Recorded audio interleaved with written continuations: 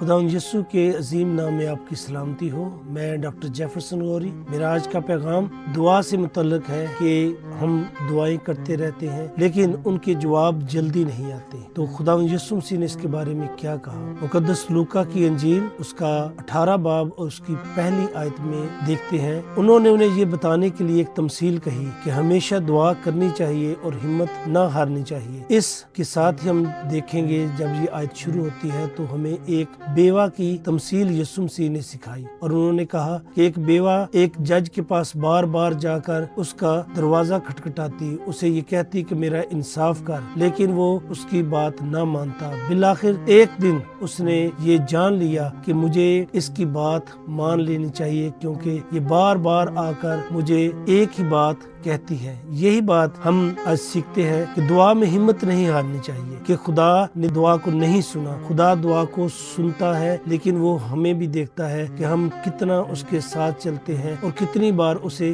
یاد کرتے ہیں۔ یہ بیوہ کی کہانی ہمیں بار بار یہی بات سکھاتی ہے۔ جوں جوں وہ اس جج کے پاس جاتی تھی، ہمیں یہ بات سیکھنی چاہیے کہ ایسے ہمیں خدا کے پاس آنا چاہیے اور وہ ہماری مناجاتیں، ہماری دعائیں ضرور سنتا ہے۔ خداوند آج کے اس کلام کے وسیلہ سے آپ کو بڑی برکت دے، آمین۔